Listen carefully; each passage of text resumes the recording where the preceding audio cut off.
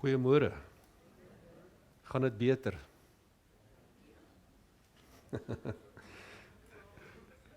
My vraag is gebaseer op die weersomstandighede. Okay. Ek dink iewers moes ek weet of hierdie diere wat so hiberneer wat jy net so wegraak in 'n grot en dan weer uitkom. Maar ja, ons weet en daar's baie mense wat dit is maar die tyd van die jaar so 'n bietjie 'n kug het en sieklik is en weet dit gebeur maar. Dis soms uit jou liggaam wat ook net so 'n bietjie sê hoor, dis tyd om bietjie te rus, né? Weet ek het nou nie die leksheid om by die huis te bly as ek 'n bietjie oulik voel nie. So as ek bietjie oulik lyk, dit is dit nou maar menslik, maar ons gaan nie laat die vlees ons onderkry nie. Amen. Want ons is geesgedrewe mense. Ons wandel nie deur aanskoue nie, ons wandel deur geloof. En ons is vanoggend hier vir 'n rede. Daar kom die amens nou deur. Ons is hier vir 'n rede. En mag ons ontdek, wat is die rede hoekom ons vanoggend hier is? Waar is jy vanoggend?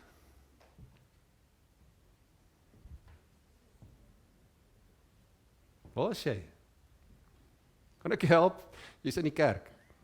Okay, so as jy nie geweet het nie, jy's in die kerk vanoggend. Okay, maar my vraag is, hoekom is jy in die kerk vanoggend? Hoekom is jy hier? Want dit sal nou heerlik gewees het op hierdie koue wintersoggend, na elke week van bibber koue om onder 'n duvet te gelê het, miskien net iewers weet sommer 'n preek aan te gesit het daar op YouTube of dit sou ons baie makliker gewees het. Is ons nie dommes? Hoekom is ons hier? So ja, ek wil begin met 'n storie wat ons lees in Handelinge. Is nie net 'n storie wat vertel is nie, maar is 'n gebeurtenis van in die disippels se lewe en spesifiek in Paulus se lewe en redelik in die begin van Paulus se bediening, sy tyd wat hy bedien. Weet, hulle was passievol oor die woord. En ons weet natuurlik Paulus het 'n radikale bekering gehad. Jy weet, geen mens het 'n aandeel gehad in sy bekering nie, God self het aan Paulus verskyn. En Jesus self het hom ontmoet met 'n lig wat oor hom geskyn het en die woord sê hy kon nie teen die prikkels kop nie, hy kon nie keer nie. Hy wat op pad was om die kerk te verwoes, weet hierdie beweging van Christene te stop, weet hy die reg gehad om hulle gevange te neem, hy die reg gehad en weet hy het ook bygestaan toe hulle Filippus gestenig het, weet hulle onder sy goedkeuring het hulle Filippus doodgemaak. So hierdie man het radikaal tot bekering gekom met 'n passie wat in hom gebrand het vir die woord van die Here en om hierdie goeie nuus te gaan versprei. Nou weet Paulus het nie die voorreg gehad om saam met Jesus te wandel nie. Hy was nie een van sy disippels nie. Maar tog het die Here self moeite gedoen om vir Paulus die evangelie te leer. Weet Paulus het nie noodwendig altyd goed oor die weg gekom met die res van die disippels nie. As jy die boek van Handelinge gaan lees, is net 'n lekker boek om te lees altyd en dit gaan oor die handelinge van eintlik van die Heilige Gees wat deur hulle gewerk het, maar dan sien ons dat selfs die disippels het so 'n bietjie koppe gestamp soms en verskille gehad. Ja, daar's mos daai vers wat sê wat 2 of meer in sy naam vergader is, daar sal hy wees. Ken julle daai vers? Weet julle wat se doel van daai vers? Want die Here weet wat 2 of meer saam is daar altyd politiek, is daar altyd koppe stamp. Dan moet hy daar wees. Weet so, dit maak nie saak waar jy is nie. Weet hulle sê as daar 5 Suid-Afrikaners op 'n eiland uitspoel, sal daar baie vinnig, seker binne maande 5 denominasies opstaan op die eiland wat hulle verskil van mekaar. So dit is nou maar so, né? Dit is hoe die mens is. Weet ons verskil. En mag ons verskil? Ja, ek mag verskil van jou en jy mag verskil van my. Maar daar seker goed waaroor ons nie kan verskil nie. Daar's waarhede wat ons nie kan af van wegdwaal nie en dis die waarheid van die woord van God. So net terug te kom by die storie, Paulus en Silas is besig met die bediening en hulle doen fenominale werk, wonderwerke wat gebeur, maar onder andere was daar 'n meisie wat 'n waarsêersgees gehad het. En sy die waarheid gepraat, sy het geweet wie hulle is en wat hulle mee besig is en hulle het so al frustreerd geraak met haar, maar sy was ook 'n slavin wat eienaars gehad het en hulle het geld gemaak uit hierdie gawe wat sy gehad het. Nou weet, ja, waarsêersgees is 'n gawe wat net verkeerd aangewend word en toegepas word. En hulle het die gees uit haar uitgedryf, hulle het haar vrygemaak. En natuurlik kon sy nie meer inkomste genereer vir die mense aan wie sy behoort het nie, want sy het eienaars gehad wat haar dan natuurlik misbruik het en hierdie gawe misbruik het. En hulle was baie kwaad, want dit het hulle baie geld gekos, dat Paulus en Silas hierdie werk gedoen het, of hierdie wonderwerk eintlik gedoen het, en hulle het goed gedoen. Oral waar hulle gegaan het hulle mense bevry, duiwels uitgedryf, en onder andere hierdie jong meisie, wel, ek weet nie hoe jong sy was nie, maar hierdie meisie bevry van slawerny, want hulle kon haar nie meer misbruik vir haar talent nie. Nou, die gevolg was, dat hulle het gesê, weet jy wat, hierdie manne moet ons stop, en hulle is besig om ons te beroof. Is dit nie hoe siek die wêreld is nie, ne? Dat daar's vryheid wat plaasvind, daar's hoop wat gebeur, daar's wonderwerke wat gebeur, maar tog is daar teenkanting wat plaasvind. En oral waar hulle gegaan het, die hele handelinge deur, oral waar die disippels gegaan het hulle net goed gedoen aan die mense. Was daar net genesings, ek meen, dit was so intens in die boek van Handelinge, dat die mense net in die strate gaan sit het, en gehoop het dat Petrus se skaduwee op hulle geval het. Want hulle weet, as hy net sy skaduwee op hulle val, sal hulle gesond word. Hulle het doeke en lappe na hulle toe gebring, dat hulle net dit kon voorbid, en dat hulle dit op die mense gaan lê wat by huis is, wat siek is, en die mense het gesond geword. Daar was 'n intensiteit van die teenwoordigheid van die Heilige Gees, daar was 'n tyd van bediening wat fenomenaal is, en ek wil vir jou sê, ons moet uitkyk dat ons weer hierdie tye gaan beleef.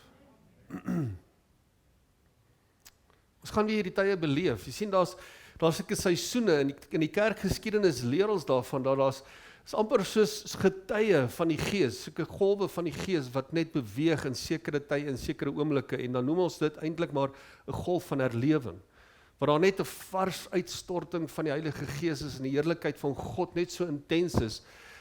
Weet, ons het al keer op keer in ons my eie lewe al persoonlik hierdie ervarings gehad, dat daar so 'n teenwoordigheid was, dat daar so intensiteit was van God se heerlikheid, dat jy nie wou mis nie. Ons het op 'n stadium 'n herlewing beleef, dat ons vir weke aan elke liewe aand kerk gehou het, en dan stap jy eers 10 uur, 11 uur uit die kerk uit, en dit het nie saak gemaak nie, niks anders het saak gemaak nie. Ons het vakansies gekanseleer, om die dienste by te woon. Weet, en kan jy dit vervaardig?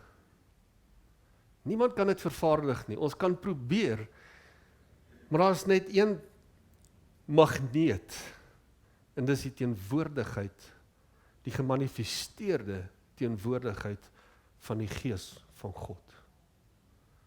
En as die enige ding is waarvoor ons moet bid, en sê, Here, ons is begeerlik vir daardie belewennisse, daardie oomblikke, dat ons in ons menswees nie wees soos ons altyd was nie. Okay, ons het nodig om te verander, ons het nodig om soms net op 'n plek te kom, dat ons gedagtegang so bietjie gearresteer word, en weer gebring word, soos die woord sê, die Gees arresteer ons gedagtes, en onderwerp dit in gehoorsaamheid aan Christus Jesus.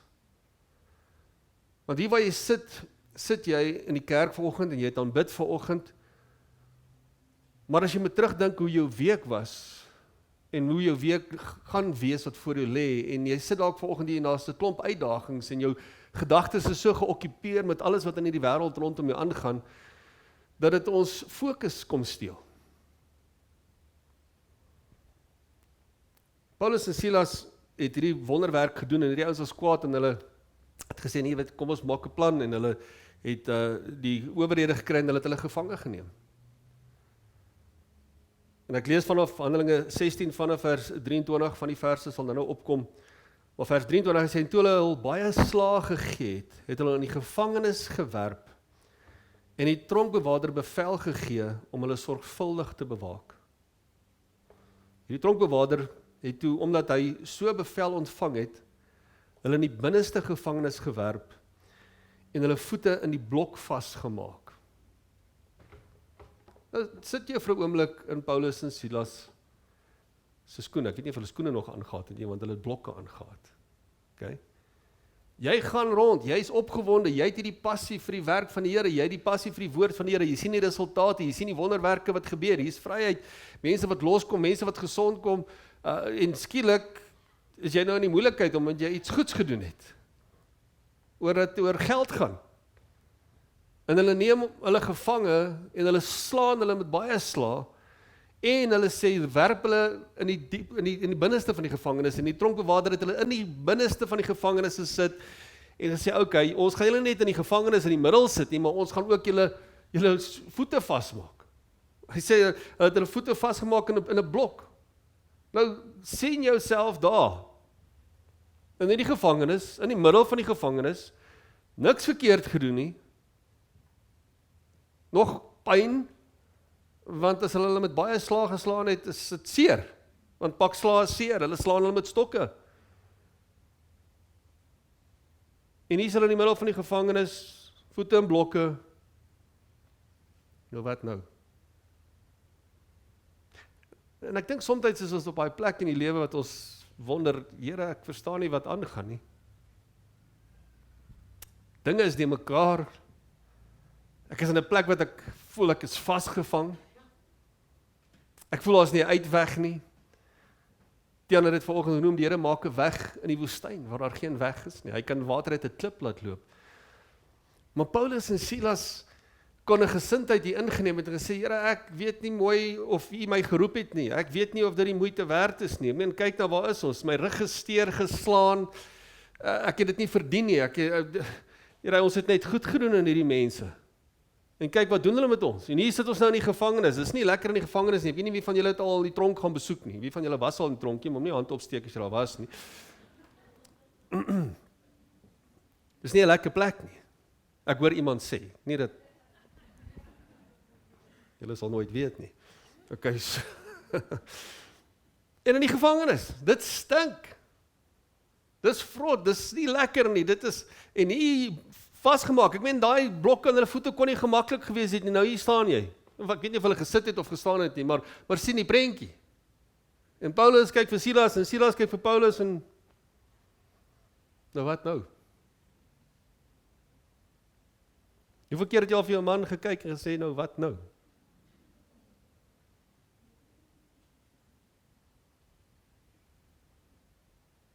En sê, man, hoekom kyk jy vir my? Dis jou skuld, jy het die vrug geëet.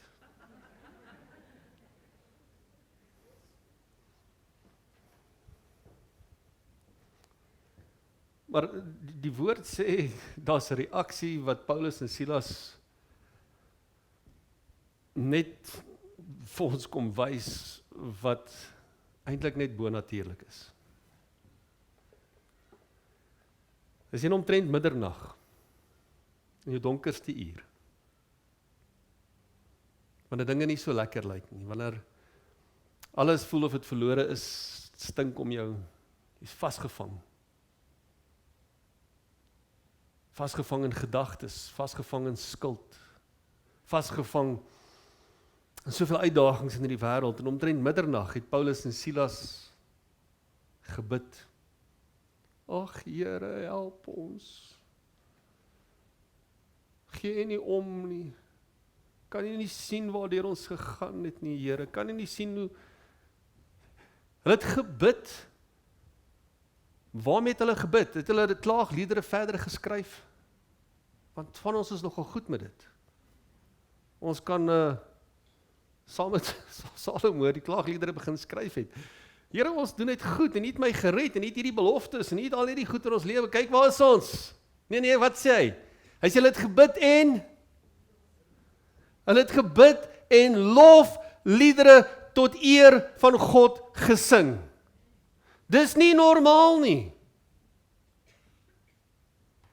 Dis nie nou die plek nie, daar's mos 'n tyd en 'n plek vir alles. Nee, ek gaan nie nou veel bid nie. Nee, ek gaan nie nou sing nie. Dis nie nou die tyd en die plek om te sing nie. Paulus en Silas, julle moet nou die klaagliedere begin sing. Julle kan nie nou lofliedere sing nie. Julle het die verkeerde liedjies gekies vir die verkeerde tyd. Ons kan nie nou vanoggend dit sing nie. Ek gaan nou eers deur hierdie rouproses. Ek gaan nou eers deur hierdie uitdagings. Here, ek is nou eers vasgevang. Ek kan nie nou nie. Nee. Paulus en Silas het begin bid en lofliedere tot God se eer gesing, nie tot blaam gesing nie. Here, hoekom het U dit toegelaat? Here, hoekom is ek hier? Hoekom gee U nie om vir ons? Maak dit nie saak waar ons is nie. Nee. Paulus en Silas het geweet wie hulle God is. Dis omtrent middernag het Paulus en Silas gebid en lofliedere tot eer van God gesing. Dink net daaraan. Ek meen hierdie ouens wil gejive het, maar hulle kan nie, hulle voete is vas. Dis Here, maar ons wil dans vir die grootheid. Ons wil eer aan U bring, maar ons kan nie, ons voete is vas. Party mense se voete is nie eens vas nie, maar hulle sukkel om 'n voete te lig vir die Here. Vir die wêreld lig ons voete en as die Springbokke, jee, ons het 'n 3 gedruk, ons het 'n balletjie oor 'n lyn gebring, halleluja. Ons kan daarvoor opspring en ons kan skree. Maar ons het vergeet hoe om uitbundig te raak vir wie ons God is. Want ons is vasgevang in blokke, wat ons terughou. Dis nie my persoonlikheid nie, moet nou maar verstaan. Ek het met 2 linkerbene, as ek moet weet dans gaan dit moeilikheid wees en niks gaan snaaks lyk en dis gewoonlik die probleem. Ons wat gaan mense dink en wat gaan mense voel? Maar die ouens, hulle is vasgevang en hulle sê in die gevangenis, hoor mooi, as jy begin lofliedere sing, mense hou nie daarvan om na klaagliedere te luister nie. Wie van julle vir my mense wat kla?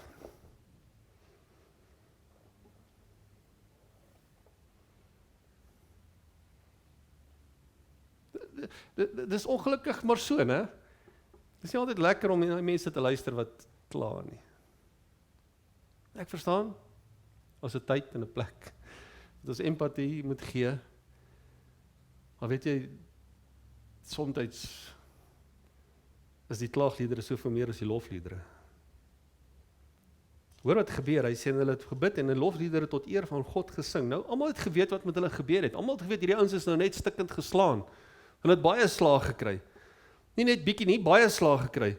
Hy sê hulle het lofliedere tot eer van God gesing en die gevangenes het na hulle geluister. En skielik, ek sien uit na hierdie skielik weer in ons lewe. Suddenly.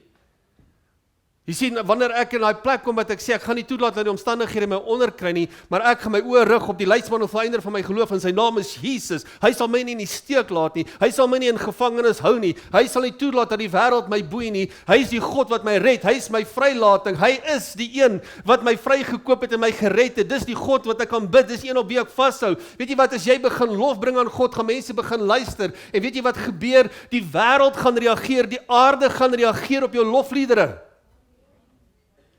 Hoor wat sy reaksie, hy sê en skielik kom daar 'n groot aardbewing. Wanneer laas kerk het ons so aanbid dat die aarde begin skud. Ek sien uit dat die kerk van die Here Jesus Christus die wêreld weer laat skud. Dis waar ons moet kom. Maar dit is so swaar. Ek glo nie een van ons het hierdie swaarde hierdie omstandighede beleef wat hierdie 2 manne beleef het nie. Maar hulle maak 'n keuse om te sê, ons gaan nie die omstandighede ons heers nie, maar ons gaan heers oor die omstandighede, want ons weet wie in ons is, groter is hy wat in ons is, as hy wat in die wêreld is. Dis wat ek weet. Hierdie boeie, hierdie blokke gaan my nie vashou nie. Hy sê skielik kom daar 'n groot aardbewing sodat die fondamente van die gevangenis geskit het en onmiddellik het al die deure oopgegaan en die boeie van almal losgemaak. Jou lof is in staat om ander vry te maak. Jou lof gaan nie net jou vry maak nie, jou lof gaan jou kinders vry maak. Jou lof gaan jou kollegas vry maak. Jou eer aan God gaan 'n impak maak, gaan die wêreld rondom jou begin skud. Maar kerk, dis tyd dat ons lof weer in plek moet kry. Die storie gaan verder aan oor die tronkbewaarder wat wakker geword het en hy sien almal is 'n gevangenis is oop. Hy weet hy het 'n moeilikheid. Dit 'n lang storie kort te maak en hy wil selfmoord pleeg en sê ek is in die moeilikheid en Paulus en Silas sê nee, wow, ons is nog hier, ons het nie gevlug nie. Nee, jouself in die lewe bring en hulle lei hom na die Here toe. Hulle red hom, hy sê toe sê hulle glo in die Here Jesus. Hy sê hy sê hulle het na buite gebring en gesê meneer, wat moet ek doen om gered te word? Toe sê hulle glo in die Here Jesus Christus en jy sal gered word, jy en jou huisgesin. En hulle het aan hom die woord van die Here verkondig en aan almal wat in sy huis was. So hulle het nie gekom, weet jy, ons is nou vry, halleluja, die Here het ons vrygemaak, laat ons hardloop nie. Kom ons vlug, want dis mos wat ons doen as ons in die moeilikheid is, ons veg of ons vlug, ons raak flou. Raak ons stem ook sommer weg.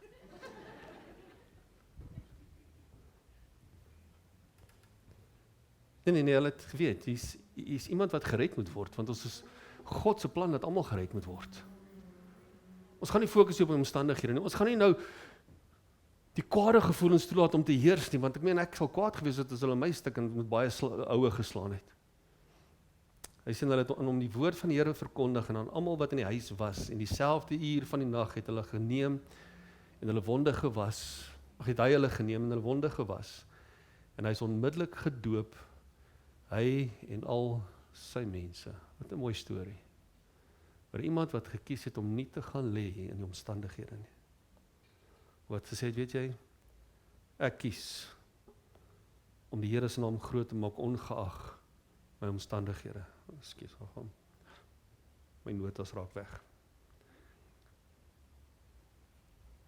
Paulus en Silas, kom stel vir ons so 'n voorbeeld.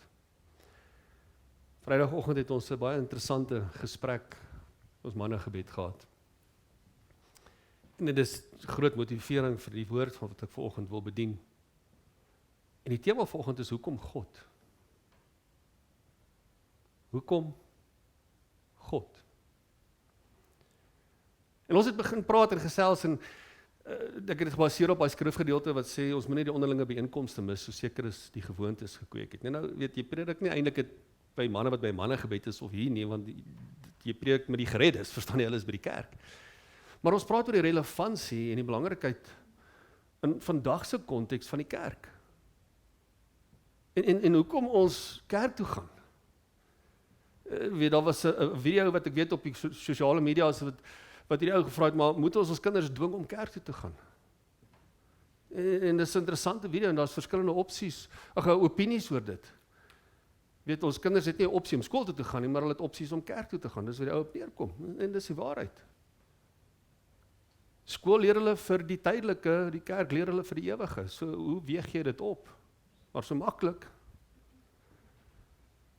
Bly ons van die kerk af weg. En ons begin gesels en almal praat oor wat die kerk vir hulle beteken. Elke man het regtig 'n mooi antwoord en 'n bemoedigende antwoord en die mannegebed vir hulle beteken en die kerk vir hulle beteken en hoe hulle hier kom en hoe hulle net hier wegstap en verryk voel en net wow, weet jy dit is regtig die kerk beteken vir my baie. Ek mis die kerk as ek nie is nie. En dit is mooi en terwyl ons so praat en almal die antwoorde gee, begin die Heilige Gees met my praat. Hy sê, hoor jy wat is missing? Iets is verlore hier, so iets is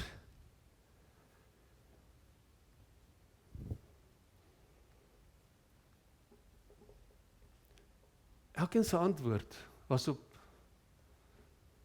die mooi wat hulle ontvang. Nou ek wil nie die manne kastei nie, want dit was baie mooi antwoorde, maar nie een van ons het geantwoord op dit wat ons kom gee nie.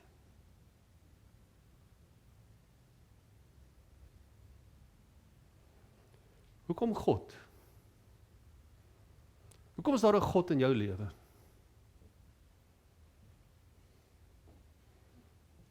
Wel, ek het hom nodig in tye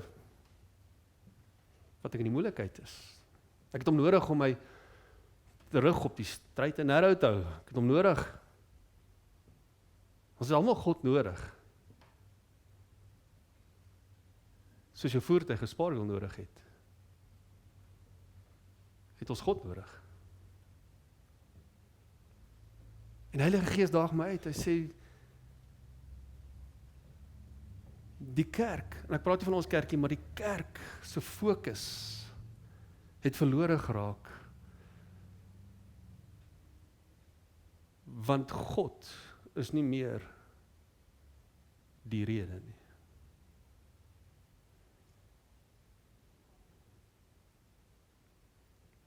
Hoekom is daar 'n God in jou lewe? Daar's baie verskillende mense wat verskillende gelowe het en verskillende gode aanbid wat ons weet en ons verklaar. Daar bestaan geen ander God behalwe die God wat ons aanbid nie, die Vader, die Seun en die Heilige Gees. Ons as lewende kerk verklaar dit. Ons erken geen ander God nie. Maar tog sien jy is daar soveel verskillende mense, soveel verskillende gelowe en deur die eeue deur sien jy dat die mens soekend is na hoër wees om te aanbid. En ek wil volgende bietjie stil staan rondom ons aanbidding. Worship, Paulus en Silas in die moeilikste tyd het hulle geweet wat om te doen. Hulle het nie toegelaat dat die wêreld die omstandighede heers nie, maar hulle het geweet wanneer ons erkenning bring aan die Godheid in ons lewe, gaan daar verandering kom. Worship,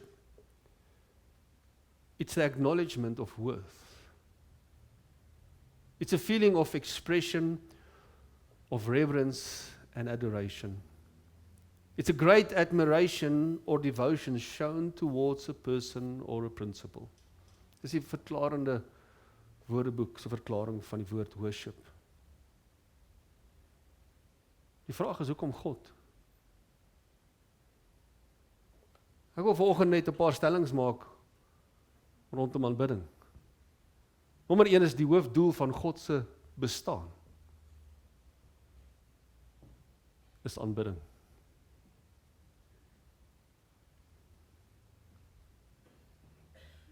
Nie vir wat hy vir ons kan doen nie, maar vir wat ons vir hom kan gee. Martin Luther het die volgende sê, hy sê om in God te glo, is om God te aanbid.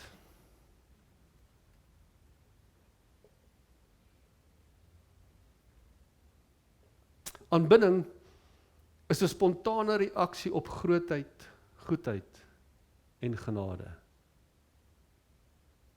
Dis 'n spontane reaksie, dis nie programgedrewe, ritueel gedrewe. Dis 'n spontane reaksie in die openbaring van wie God is.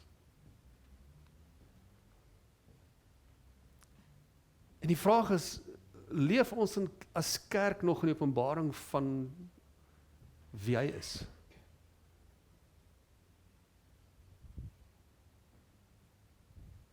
Ons spot so nou dag sit ek in 'n paar pastore gesels en sê ons altyd die mense spot en sê dat ons werk net op Sondag. Ek sê aan die ergste daarvan dan moan hulle ons te lank werk.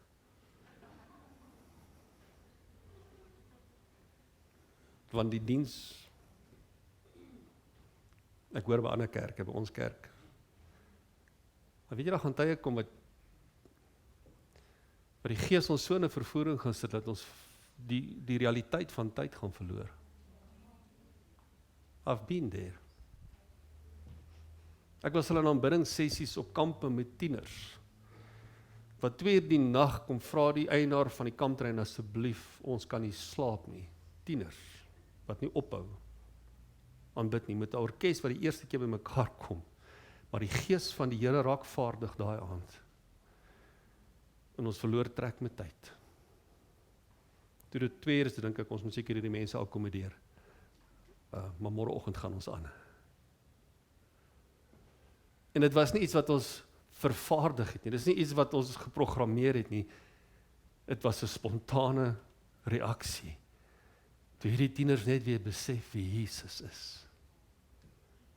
Hoe kan ek ophou om sy naam groot te maak? Elke mens, maak nie saak wie hy is nie, is gebore met 'n hinkering na aanbidding. Gaan kyk reg deur die eeu, van die begin van die mens geskaap is, wil hulle iets aanbid, of dit afgode is. Ek meen, toe die volk vir Moses vir 40 dae nie sien nie, want hy was op die berg, en vir 40 dae was Moses nie daar nie, die volk gesê, wel, en ons weet, hulle was deel van Egipte se kultuur, wat afgode aanbid het, toe maak hulle onmiddellik vir hulle kalf, en die hoofpriester het nogal dit vir hulle georganiseer, want hulle het net iets gesoek, wat groter as hulle is, en mooier as hulle is, en blinker as hulle is, wat hulle net kan aanbid, want dis die mens. En wanneer jy nie iets vind nie, dan raak jy op 'n plek waar jy sê, maar dan begin ek myself aanbid, want it's all about me. Dis wat, iemand wat sê, hy is 'n ateïs, is iemand wat sê, maar ek glo net in myself. Ek leef net vir myself, ek leef nie vir 'n hoër wese nie. Die mens vind vervulling in aanbidding. Daar's niks wat jou meer satisfaksie gee as ware aanbidding nie. Calvin Coolidge het gesê, die mens begin eers geestelik groei wanneer jy begin aanbid.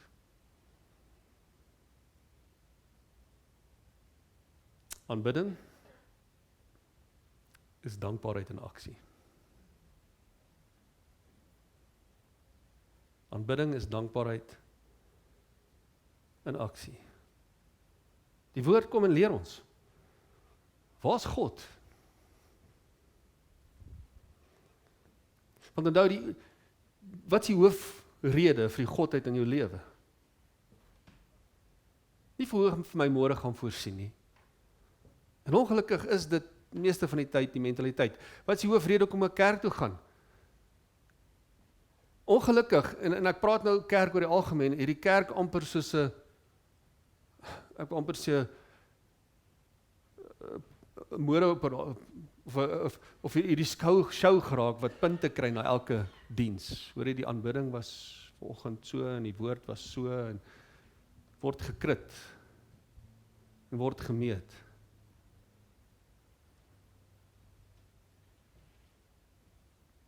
Wat is die hoofrede hoekom jy vanoggend hier is? Wel, ek hoop die preek gaan vir my iets beteken. Ek hoop gaan die uitstap en die pastoor gaan weer net vanoggend met my praat en dalk my tone trap of dalk as dit die geval is, dan wil ek eerder ophou met wat ek doen. Want ons mis die punt.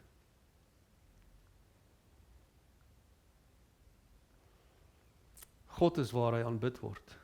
Psalm 22 vers 4, Nuwe Lewende Vertaling sê, tog is u die heilige wat woon waar Israel u prys. Die Boodskap vertaling sê dit so eenvoudig, hy sê, u is waar hulle u loof.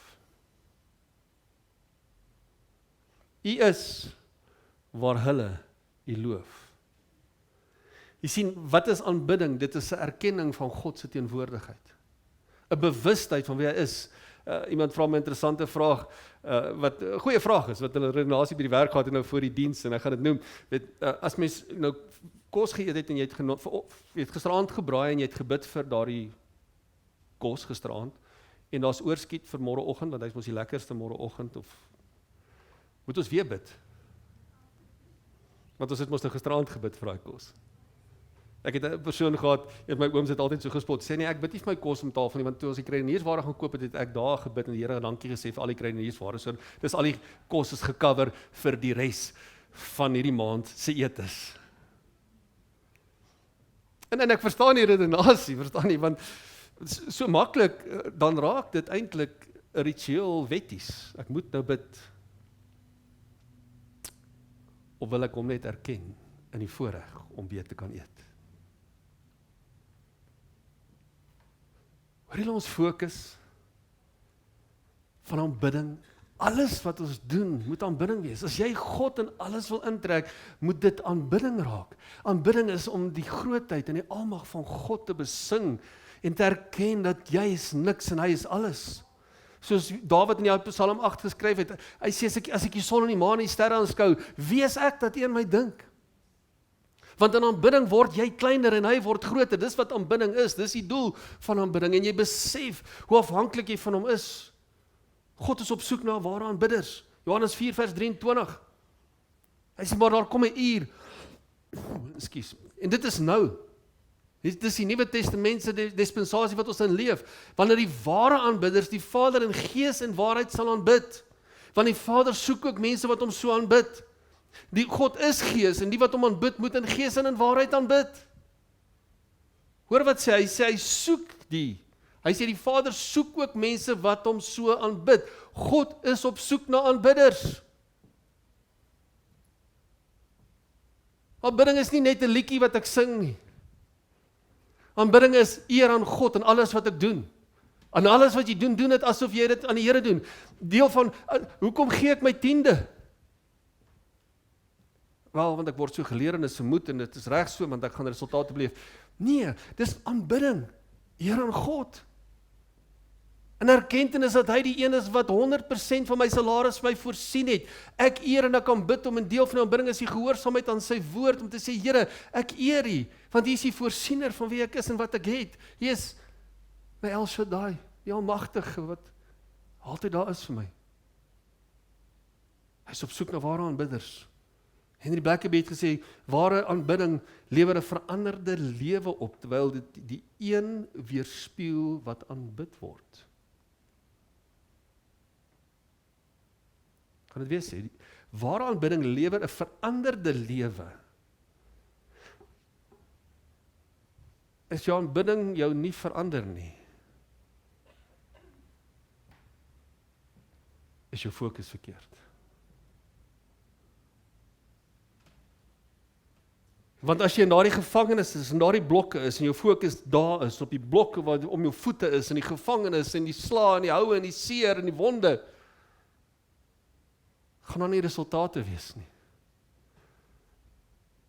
Maar as jou oë verskuif en rig op die leidsman of einde van jou geloof en jy besef, vir my het hy aan daai kruis gaan hang. Terwille van my is hy deurboor, het hy 'n doringkroon gedra, die bloed het gevloei en dit alles vir my sonde. En as jy so begin dink en net die grootheid en die almag van God begin net besing en na die berge kyk en die son en die maan en die sterre kyk en weer dink, ek meen vir my is aanbidding daai plek wat ek weer besef wie my God is en wat hy vir my gedoen het.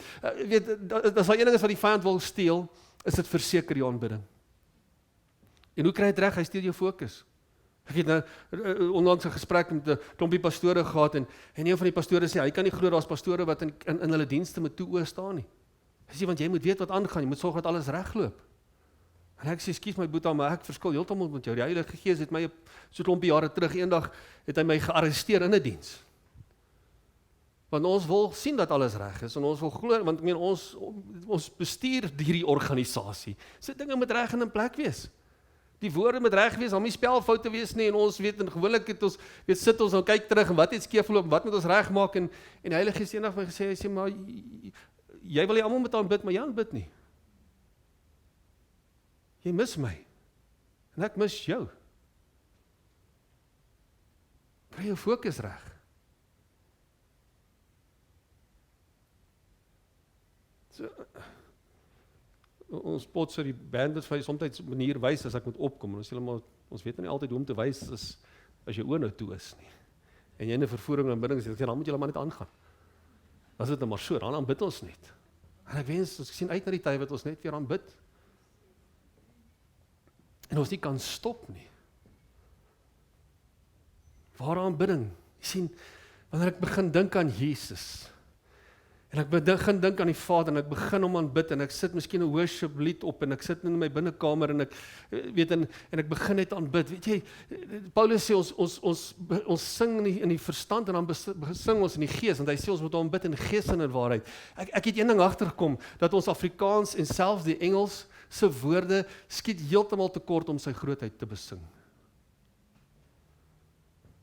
Jy kan sy naam groot maak en hom verheerlik en dan is daar beperking, maar ek dank die Here want die gees van God in jou is daar nie beperking nie, want dan gaan jy oor en jy begin net om in jou taal aanbid met onuitspreeklike sigting wat jy God begin groot maak. Ek meen ek weet verseker wanneer ek my taal bid, is ek of besig om in te tree vir 'n spesifieke saak, jy's besig om weet te intercede of daar's 'n plek wat jy net in jou taal aanbid en jy's besig net om hom te verheerlik en sy naam groot te maak, want dit is net so spontane fontein van lewende waters wat vloei. Ek weet nie wie van julle was al op daai plek wat jou woorde jou begin ontbreek om sy grootheid te besing nie. As ek jou kan raad gee, begin 'n bietjie tyd in die psalms spandeer. Hoekom dink jy sê die woord Dawid was 'n man na God se hart? Dawid was nie foutloos nie. Hy was 'n baasvegter gewees. Maar daai een ding is wat Dawid verstaan het, is dit aanbidding. Wie die meeste psalms geskryf? Dawid. Musiek is terapeuties, maar is geestelik. Net 'n paar punte wat ek vir jou wil uitwys rondom aanbidding. Jy kan jou aanbidding gebruik vir jou depressie. Psalm 42 vers 5 sê die volgende, lees die Passion Translation, hy sê, "So then my soul, why would you be depressed? Why would you sink into despair? Just keep hoping and waiting on God, your Savior, for no matter what, I will still sing with praise, for living before His face is my saving grace." As jy voel hy depressiewe gedagtes wil jou oorweldig, man, begin aanbid, begin worship, begin weer besef en jouself herinner, want dis wat worship ook wil doen, dit herinner jou weer wie jou God is.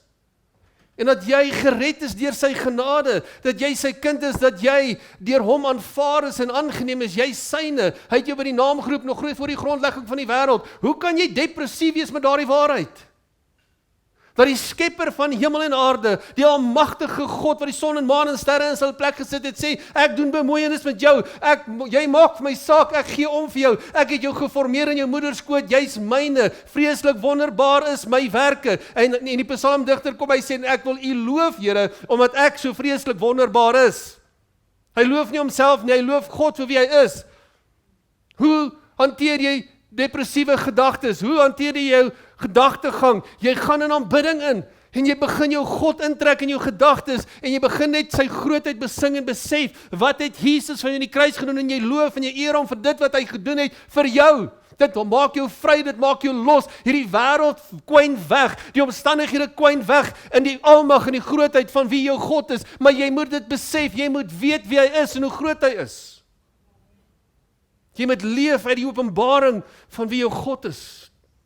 Aanbidding vir tye wat jy onrustig is. Soms is dinge net onstuimig rondom jou in jou gedagtes, hardloop oral rond. Ek weet nie wie van julle is daar nie, maar ons is gewoonlik hier in die ratreis, né? En ons kop is oral. Julle kyk my so asof, nee, wat ons is. Psalm 43 vers 5, hy sê, wat buig jy jou neer, o my siel, en wat is jy onrustig in my? As jou siel begin onrustig raak, hoop op God, want ek sal hom nog loof, die verlossing van my aangesig en my God. Hoe hy kry jou kop stil? Begin aanbid. Begin jou God se naam groot maak. Hoekom God? Hoekom God? Ek wag dat die omstandighede verander, ek wag nou, dat die Here vir my sal deurkom. Paulus en Silas het nie eens gewag dat iemand hulle vrymaak voor hulle lofliedere gebring het nie. Hulle het geweet om te sê, my lofliedere is my deurbraak. My deurbraak is die resultaat van my lof. My lof is nie die resultaat van my deurbraak nie. My deurbraak is die resultaat van my lof. Jou lof moenie die resultaat wees van dit wat jy alreeds beleef het nie. Jou lof moet die resultaat wees van dit wat kom. Dan moet die resultate uit jou lof uitkom. Jou wêreld moet weer skud uit jou lof uit. As jou siel in gevangenis is, Paulus en Silas was in gevangenis, soms is jou siel in gevangenis, wat jy net vasgevang voel. Kom in Psalm 142 vers 8, hy sê, lei my siel uit die gevangenis, om u naam te loof. Die regverdige sal my omring, as u aan my goed doen. Dis wat met Paulus en Silas gebeur het. Hulle probeer ons in 'n gevangenis sit, hulle dink hulle kan ons vasvang, hulle kan ons vashou. Ek wil vanoggend sê, moenie die duiwel daardie plek gee dat hy jou siel in gevangenis hou nie.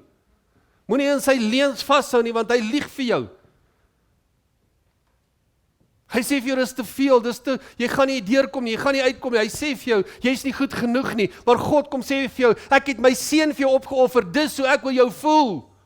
Dis hoe lief ek jou het, dis hoe belangrik jy vir my is. Ek doen bemoeienis met jou, jy's myne, ek het jou dier gekoop met die bloed van my seun. Ekskuus. Dis die waarheid. Dis 'n rede om lof te bring, dis 'n rede om eer te bring. Om God te aanbid vir wat hy gedoen het deur sy seun en vir jou kom bewys het hoe lief hy jou het. Kom jy uit daai gevangenis en sê, Here, ek kan my lof vir u bring. Ek gaan nie toelaat dat my gedagtes en my siel, my emosies in gevangenis bly nie. Ek gaan uitbreek. Soos Paulus en Silas losgebreek het. En dan sê die regverdige sal my omring as u aan my goed doen. Wat is as mense sien wat God doen, as hulle jou lof sien in jou omstandighede, man, jy trek mense nader en jy motiveer hulle om hulle fokus op God te bring. Waar moet ek die Here loof? Ja, my binnekamer is daar 'n tyd en 'n plek wat ek die Here loof. Maar hier is 'n ding wat Paulus ons wil aanmoedig. Hy sê, moenie die onderlinge byeenkomste mis nie. So sommige die gewoonte het nie. En hy sê dit, weet julle dat hy gee ons die reg, hy sê ons moet mekaar vermaan. Daar's 'n paar mense wat baie verskonings het.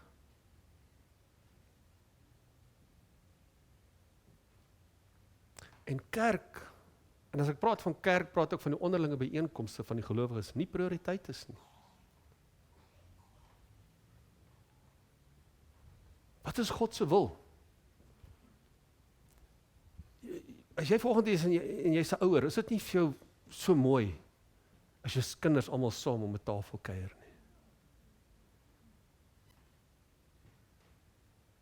Ja, dit is lekker om met hulle individueel tyd te spandeer, maar daar's niks mooier as jou kinders saam, weet, al is dit 'n food fight om 'n tafel, maar dis hulle saam. Daar's net iets moois. En ek wil volgende vir jou sê, daar's so iets, die Vader Hy is so begeerte vir sy kinders net om saam te kom in eenheid. Want daar is nie 'n dinamika soos die byeenkoms van gelowiges wat almal gefokus is op aanbidding nie. Waar ons in eenheid kom, want wat is die maklikste manier om in eenheid te kom? Begin saam sing. Begin saam aanbid. Onmiddellik smelt ons in mekaar. En ons as een kom voor God in een stem, want dit raak een stem. Bring eer aan hom. En hy wil hê ons moet hom aanbid in die vergadering. Hy sê Psalm 111 vers 1, Halleluja. Ek wil die Here loof van ganse harte in die kring van die opregtes en in die vergadering. Dis waarvoor ek en jy kerk toe kom. Jy bring jou lof, jy bring jou aanbidding op 'n Sondag. Dink gaan jou week. 'n Week is nog 7 dae, né? Ons het nog 7 dae. Ek weet nie, het voel vir my deesdae of ons net 5 dae het. Hoeveel ure in jou afgelope week het jy spandeer? Hoeveel tyd aan aanbidding tot God?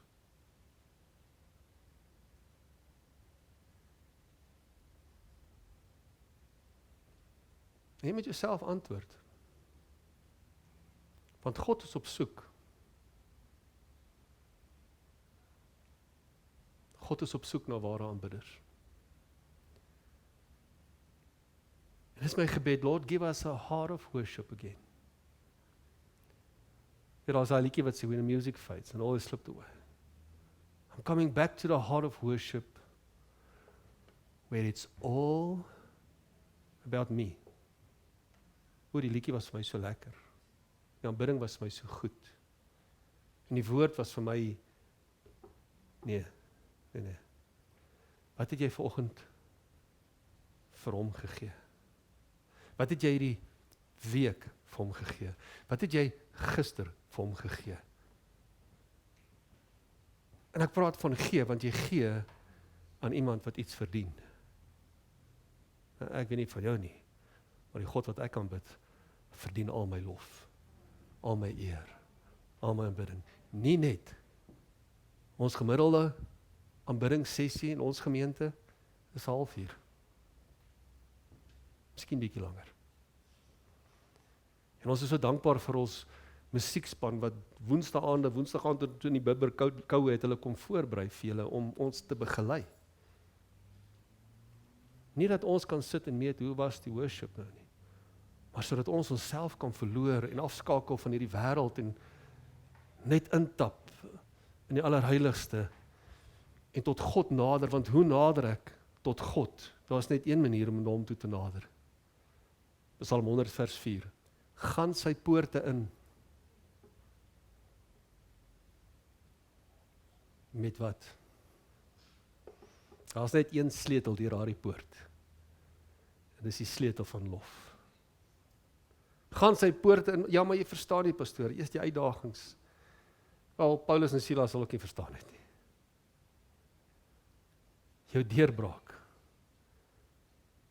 is die resultaat van jou lof. Gaan sy poorte in met lof, sy voorhoewe met lofgesang.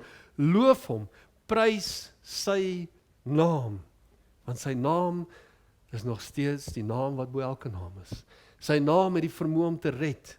Jy sien, ons moet soms waak dat ons nie, ons in Engelse term, don't lose the joy of your salvation. Wie van julle is nog bly dat jy gered is? Dink net dat God jou gered het. Dink net, waar was jy? Dink net hoe verlore was jy? En hier sit jy vanoggend met hoop op die ewige lewe, want almal wat hom aangeneem het, aan hulle het hy die mag gegee om kinders van God genoem te word, sodat ons nie verlore sal gaan nie, maar ons het hom aangeneem en nou kan ons die ewige lewe beerwe. Dis 'n rede om lof en eer te bring aan die God wat die prys namens jou betaal het.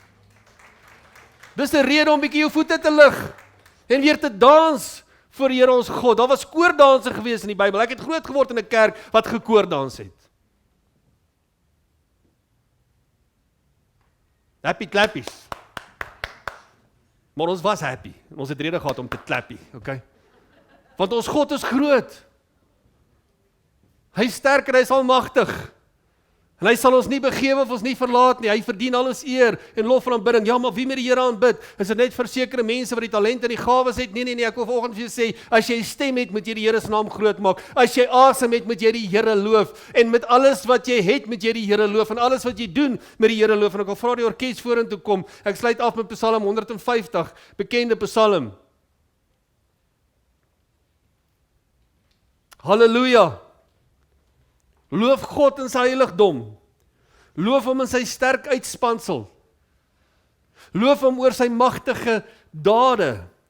Loof hom met die volheid van sy grootheid.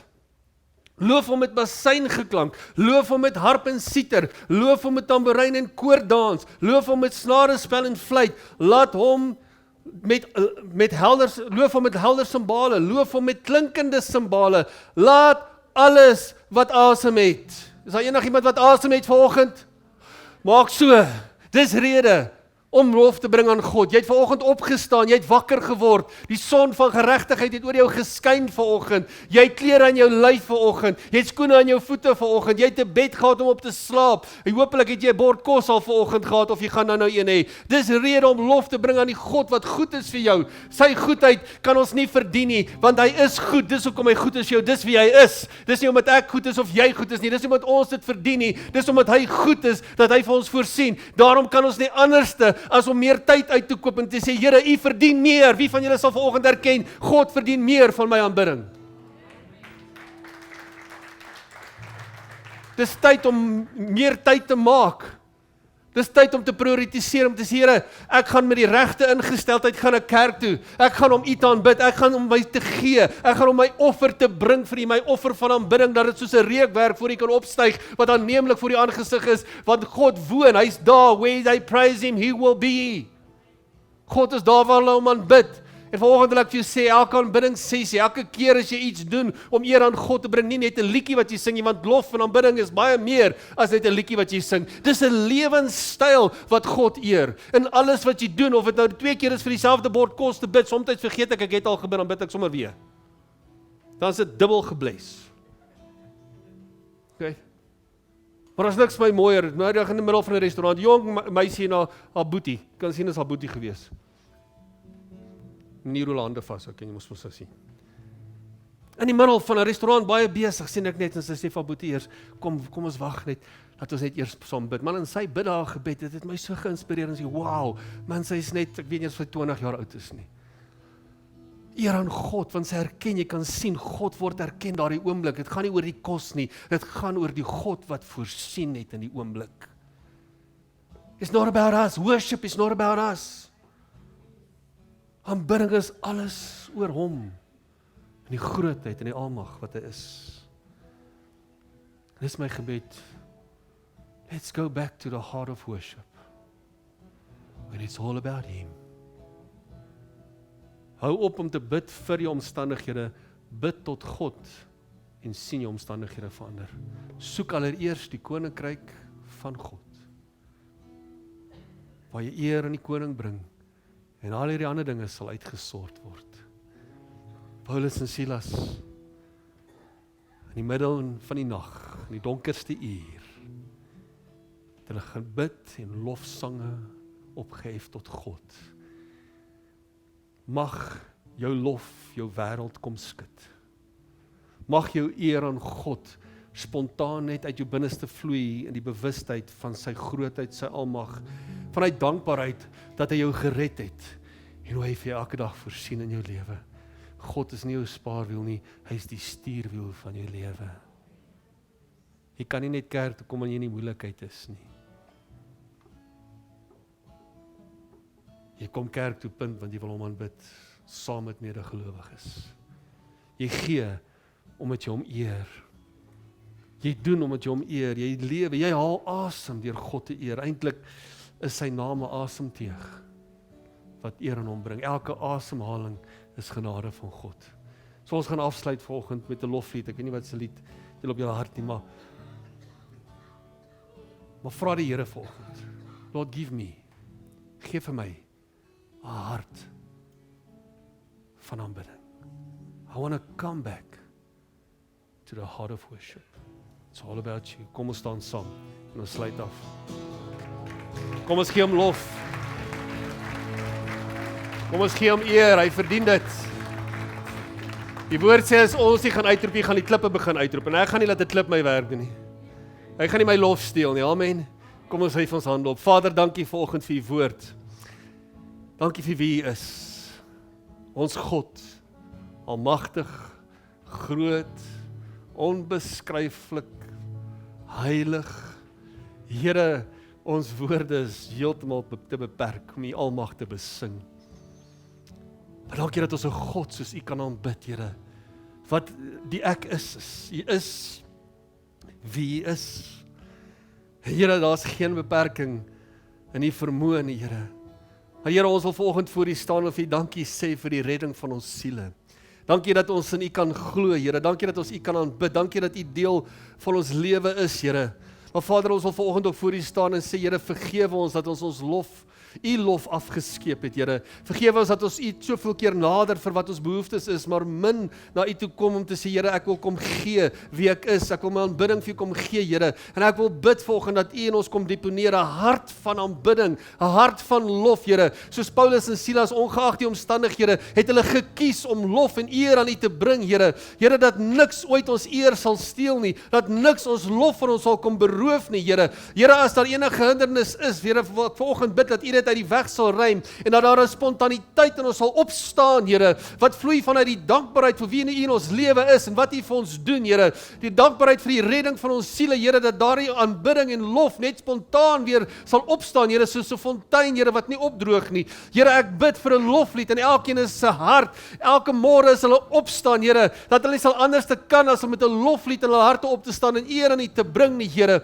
want ons staan op deur u genade, Vader. Ons gaan lê deur u genade, Here. Elke bord kos wat ons eet, wil ons eer en lof aan u bring, Here, want dis u genade, u voorsiening, Here. Here, elke keer wat ons in ons voertuig klim om te ry, Here, weet ons is u wat ons beskerm, oral waar ons gaan en alles wat ons doen, Here. Elke offer, elke tiende wat ons gee, Here, is eer aan u, dis lof aan u, want ons erken u vir u voorsiening, u goedheid in ons lewe, Here.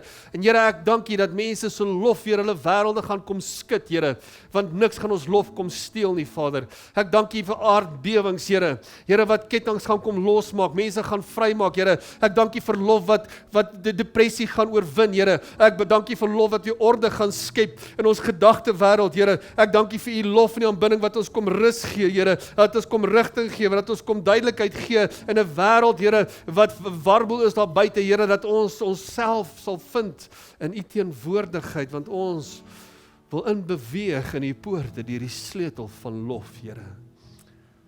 Heilige Gees, kom wek die lof en die aanbidding weer op in ons harte, soos 'n fontein wat uitbars, wat niks of niemand kan stil. And give us, Father, a heart of worship. And it's all about you. All about you. In Jesus' name. Amen en amen. Mag Here jou seën wees, 'n man en vrou van lof en aanbidding, en sien wat die Here vir jou gaan doen.